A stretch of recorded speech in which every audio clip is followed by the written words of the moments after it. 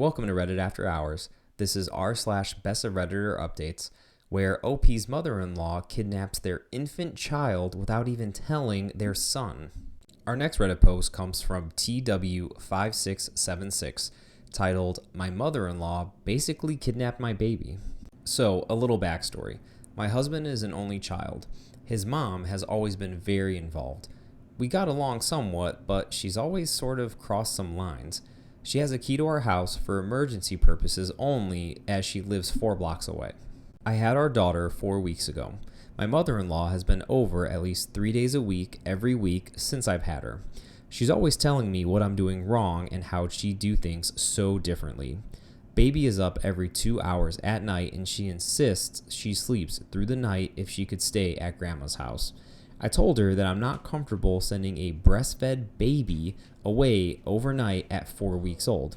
This last week, she kept pushing the issue no matter how many times I told her no. Last night, we put baby in her crib.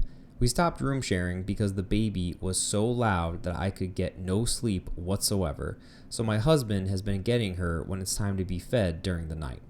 Husband fell asleep early and I dozed off. I woke up 4 hours later and started to panic because she hadn't made any noises. I was sure that she might have died of SIDS. I went into her room and she was gone. I froze and started screaming her name around the house like she would somehow pop out like it was all a joke. My husband woke up and was in a panic. I just started screaming, "What's going on?" over and over.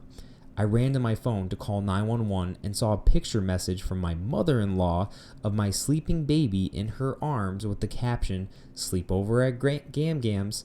I was immediately enraged. I screamed so hard I almost vomited. I called her and I saw red.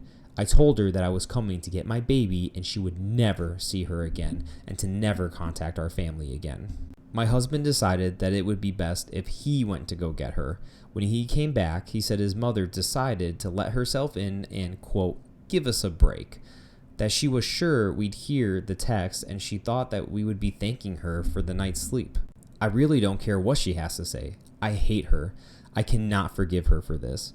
My husband thinks that I need to calm down and that we just need to get our key back. His lack of urgency about this situation makes me want to divorce him. We have never really had any issues before this, but this feels like a deal breaker to me. I already had PPA, and now it's through the roof. I don't feel safe in my own home with my family anymore. I hate my mother-in-law, and now I hate my husband. When I think about what happened, I sob uncontrollably. I can't sleep now that I know that I can't protect my baby when I sleep. I can't believe I didn't wake up. I feel like the biggest piece of crap mother. If any danger really did come, I would have let my baby down. Reddit, am I overreacting for wanting a divorce or for never wanting to see my mother-in-law again? My husband and mother-in-law think it's the hormones and that I've overreacted. Am I overreacting? I just need to talk about it with non-involved parties. I have no friends or family for hundreds of miles. Oh, and she also fed her formula while she had her, but that's the least of my worries. It still infuriates me because I'm breastfeeding and it's been really hard for us. Then we have a quick update from OP. I didn't respond, but I've read every comment and the support I've gotten has meant so much. I bawled reading them because I finally felt like someone was on my side. I called my mom late last night and I got a hotel. I refused to tell my husband where I was going, but told him that baby and I would be safe. My mom is disgusted by what I've been through. She's getting on a plane today to come help me. This entire experience has pushed me to the point that I literally need therapy. So today, my first order of business is getting a therapist set up ASAP. I decided to go alone for a while, and when I'm ready, go with my husband to see if there's any chance that we can move past this.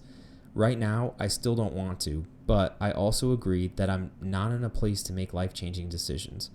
Either way, I can never move back into that house.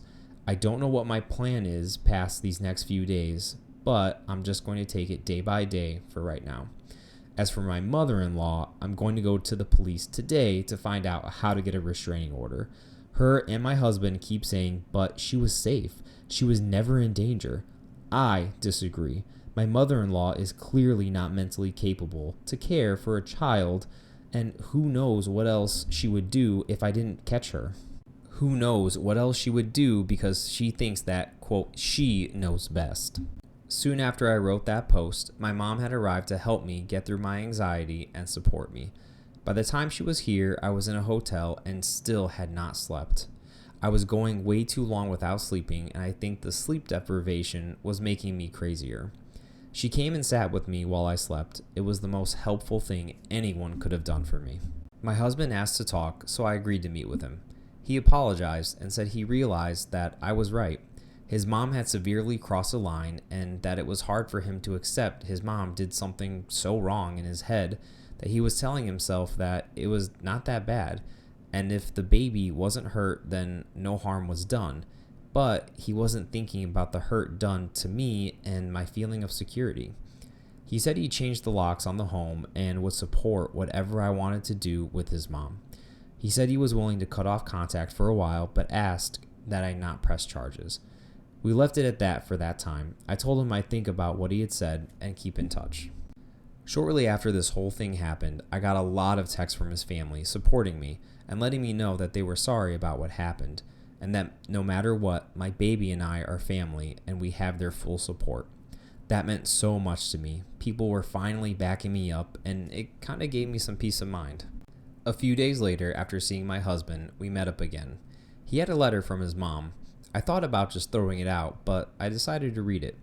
It was a very long-winded apology. It basically said that she is sick about what she did.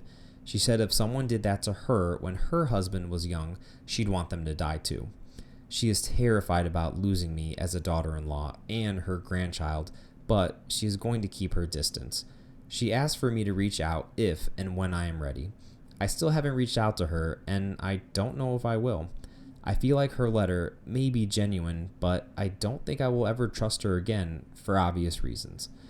I feel like she sees it as a easier to ask for forgiveness than permission sort of situation.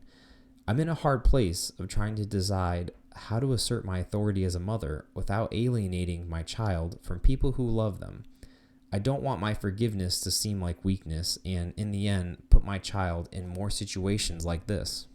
I've been getting help with all of this in therapy, which I've started to go twice a week. Right now, the general guidance I get from my therapist is to don't make any big moves yet, like divorce, moving long distances, cutting people out, etc. So I'm just taking it day by day. I make sure my husband sees our child every day, though. We don't talk about the state of our marriage yet. I told him that when I'm ready, we will talk. He's respected that, and it's actually made a huge difference in the hope that I have for our future. So that's it. There weren't any real dramatic blow-ups or legal action yet.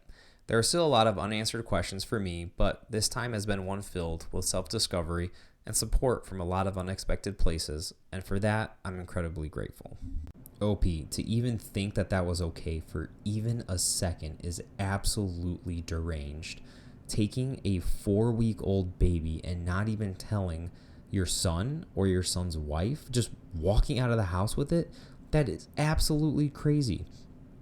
When our kid was born, my mother-in-law offered to stay in the house with us so she could wake up and feed the kid and let us sleep, not steal the kid in the middle of the night and take her to her house. That's absolutely crazy. And the fact that your husband defended it initially is also crazy to me. I'm glad he eventually came around, but that is still insane. I don't even know how you dealt with that to begin with. I would not have let him go over there by himself. I would have absolutely gone with him and probably done something that would have landed me in jail. You're a stronger person than me, and just for the sake of your own sanity and your baby, I hope everything works out, OP. Our next Reddit post comes from Tomboy Troubles 2020. Would I be the butthole if I reported my otherwise well-meaning coworker to HR for unwanted advice that she's been giving me?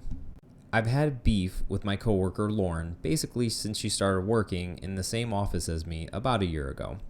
I am a tomboy, and I have been my entire life.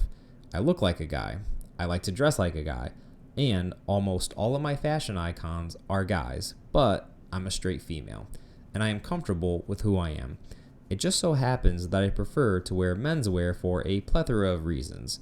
Having short hair and an allergy to certain ingredients used in cosmetics makes me look even more like a dude. Lauren prides herself on being a, quote, straight ally, which I'm cool with. She does her own thing, and that's totally fine with me. What isn't fine by me is this weird fixation she has on me ever since we met. Lauren is convinced that I am a closet trans woman. When we are alone, which I try to make it a point to avoid being with her, she is always telling me how she will, quote, support me when I come out, and how she has all this advice for, quote, people like me. She goes out of her way to track me down and tell me about these blogs about people like me, which is cool, but please just leave me alone so I can do my job. She even asked me if I ever thought about doing hormone treatment. She really creeps me out. So thankfully, I haven't seen Lauren face to face since our office began working from home. But every now and then, Lauren will try to reach out and talk to me, which I ignore, of course. That is until last night, and the reason why I'm writing this today. I don't know how she did it, but she sent me a personal email containing a link to a psychiatrist who specializes in counseling pre-op, pre-hormone therapy trans men and women, and the usual spiel about how she was always there for me to, quote, help me. I'm reluctant to bring this up to HR because I don't want to discourage Lauren from offering up help to those who do actually need it and do it on the regular. But I feel like she invaded my privacy big time by not only finding out my personal email, but bringing her unsolicited advice from the office to my personal life and thus violating my work/home life balance. The other reason why I feel like this will be a butthole move is because everyone at work would know that this is me who reported her. It's no secret about Lauren's behavior around me. I don't know if anyone else has reported her, but if I do and she gets fired, then this is all going to come back to me and I would be in trouble with my colleagues.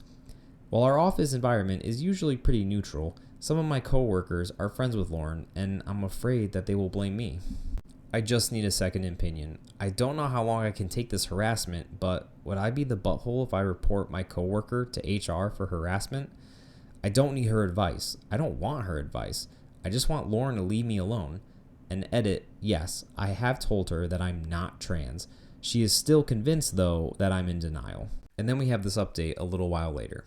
As I read through each reply, it helped me realize that Lauren's behavior was messed up.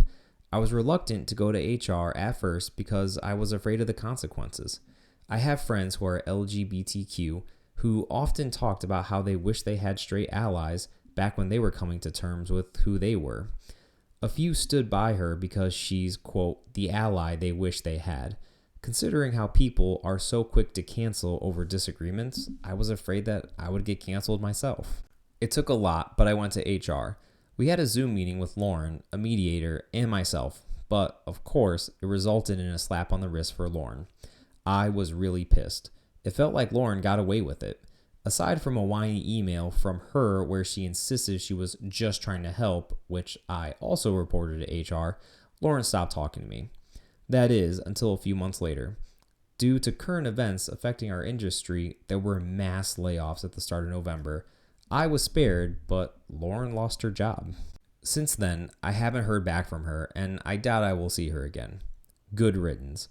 Another thing I wanted to add, which I think you may find this interesting. As it turns out, I'm not the only person who made a complaint about her. So many of my coworkers had issues from her going back to when she was basically a new hire. I won't go into too much detail, but here's a few incidents that stand out. Lauren pressured an intern to come out when he didn't feel comfortable. She gave a bisexual coworker crap for going on a date with a man after breaking up with her girlfriend. She attempted to get someone's mystery novel blog, quote, canceled. She constantly butted into other people's conversations to offer her own unsolicited advice and other things like that. Honestly, I could write a whole book about it. But, long story short, Lauren was an obnoxious coworker masquerading as an ally and everyone suffered for it. So that's it. Lauren was fired. Luckily, we're still working from home, but I feel that the vibes at the office will feel much lighter now that she's gone.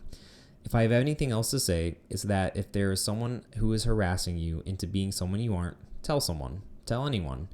They need to know that what they're doing isn't okay. Going forward, I'm going to stand up for myself. Thank you all so much. And as a side note, OP goes on to post that very shortly after this, she was actually proposed to. So congrats to you, OP. Congrats on your engagement, and here's to hoping that you have a very happy marriage. As for your coworker, yeah, she was definitely an obnoxious coworker. I'm not sure what her goal was, though. Like, it seemed like she kind of got off on the attention of being an ally, and it was more about her getting attention and being sought as this like hero than actually wanting to help people who were in need of actual help. It's good that she's gone, OP. No office needs anyone like that. That was Reddit After Hours, bringing you best of Redditor updates. Thank you all for listening, and if you like these stories, please like, comment, and subscribe as we put out new Reddit videos almost every single day.